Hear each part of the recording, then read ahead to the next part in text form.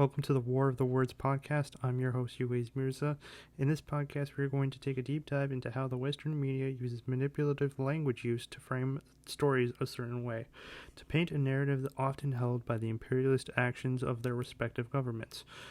The particular issue we're going to dive into today is the Palestinian people in the eyes of the Western media. Some background on this current situation. For the last 75 years, and some would argue even further back, the Palestinians have been under constant oppression by the Israelis over their claim to the land. This has led to many different struggles, including the Nakba and the less commonly known Naksa. A lot of the violence that is perpetrated by Israelis can be categorized as settler colonial violence and Western imperialism. And it's that second part which got me to the point of what I want to cover in this podcast. Because these Western countries are aligned with Israel, they will often excuse their oppression of the Palestinian people. This then leads to news agencies putting out stories where they have favored the Israelis over the Palestinians. Now, there are many overt instances of where this happens, but what I want to touch on is when they do it covertly. And since the events of October 7th, it has only increased. I bring up the importance of this for a couple of reasons. We think of violence as only being physical when it can be so much more than that. Violence can be anything, and in this case, violence is verbal and written. Violence of any kind leads to more violence, so it is important to recognize when it happens, whether it is overtly or covertly. Shortly, we will be looking at 3 news articles from 3 different sources to see how mainstream media paints this oppression. But first, I would like to preface this by saying one common thread throughout this entire issue. The issue is framed as a conflict, which is wrong. A conflict would suggest an equal and opposite sides, and most times in an armed struggle. The framing of this as a conflict would suggest that Israel has the right to attack, displace, and colonize Palestinian land whenever there is resistance, often violent resistance. The person who is considered the godfather of framing is Robert M. Entman, and he explains this as news frames are constructed from and embodied in the key words, metaphors, concepts, symbols, and visual images emphasized in a news narrative. Since the narrative finally consists of nothing more than words and pictures, frames can be detected by probing for particular words and visual images that consistently appear in a narrative and convey thematically consonant meaning across media and time. The issue was concerned with was how 2 planes were shot down accidentally by the American military and the Soviet Union military. The way the American story was framed was an accident, and they were trying to absolve themselves as much as possible, but with regard to the Soviet downing, it was framed as a military malpractice and unabsolvable. They needed to be held accountable, while the American downing was a complete and utter accident. This element of framing is extremely important, which gets me to the first article. In an article by Reuters titled, "What's the Israeli-Palestinian conflict about and how did it start?" it's called a conflict. It says that it's between the Palestinians and the Israelis, and it has gone on for decades. This would imply that they are equally at odds with each other over who has the right to live on this land, when, in reality, Israel has been backed by nearly every Western country, oppressing the Palestinian people and fragmenting the population, and in recent years has been slowly taking more and more land, especially after October 7th. And a quick note, there is no Hamas in the West Bank, but yet Israel keeps taking more and more land there and taking Palestinians as prisoners. Saying this is a conflict is the most ridiculous thing ever and categorizes any form of Palestinian resistance as proportional to the attacks carried out by Israel. Next, in an article written by CNN titled, "These charts show how the scale of loss in the Israel-Hamas war," the very first paragraph reads as follows. It is a month since Hamas launched its unexpected and brutal attack on Israel.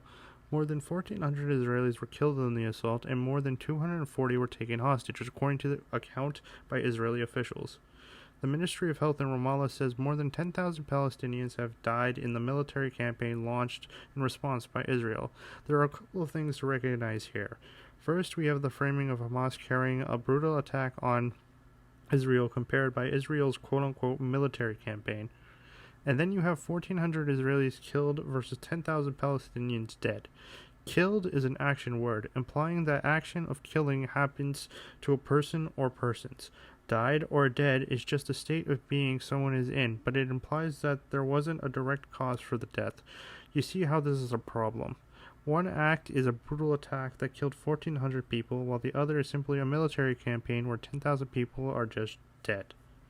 The way this absolved Israel implies that they didn't intentionally kill anyone, and they simply died from their military operation. This article goes on to call this a conflict, which I have explained is a huge problem, but also repeats similar points from earlier. Hamas militants launched their deadly cross-border attack on Israel on October 7th in what has been described as the deadliest massacre of Jews since the Holocaust. In response, Israel responded with air and land attacks on the Gaza Strip, which have resulted in 10,305 deaths. Again, one is described as a brutal massacre, the other is downplayed as an attack, and yet the casualties don't even compare to one another. Also, it is important to point out that this number is well over 40,000 now, including 10,000 plus children, and no Israeli civilians have been killed since October 7th, and yet Palestinian civilians are still continually being killed. Now, this article does go on to say Palestinians are killed, but most people don't read that far down into the article. Why not just state that from the beginning? But this isn't even the worst article. We have the case of Hind Rajab.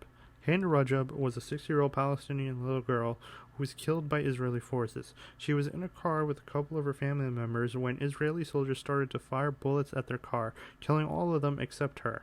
There is a heartbreaking phone call capturing all of this, but this isn't even the worst part. On this phone call, she was pleading for help from the Palestinian Red Crescent because she was trapped, injured, and surrounded by rubble and her dead family members. An ambulance was sent to grab her, and you want to know what happened? The ambulance was targeted and bombed by Israeli soldiers, killing the 2 paramedics and Hind.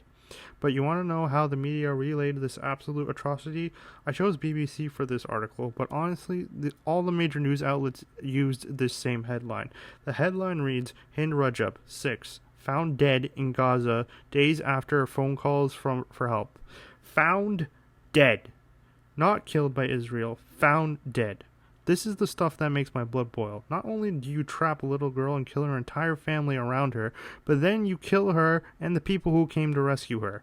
But nope, she was found dead, absolving the actions of Israeli soldiers. I've explained how killed is an action and dead is a state of being, but this is just utterly ridiculous. All this to say, there is more than just physical violence going on in Israel against the Palestinians. According to an article by Julie Petit, she details how media uses manipulative language used to proportionate Israeli attacks and Palestinian resistance. Something I did not touch on because it wasn't as covert was Hamas's supposed use of human shields and civilian bases, which is a common tactic said to somehow absolve Israel of killing tens of thousands of Palestinians. Counting how many rockets are launched compared to the billion-dollar Israeli artillery and so much more. All in all, I hope this enlightens some people to read more carefully what Western mainstream news sources put out and show just how deep this oppression really goes. This is just the tip of the iceberg, and I hope that one day we can see Palestine be free and liberated. Thanks for listening, and as always, free Palestine.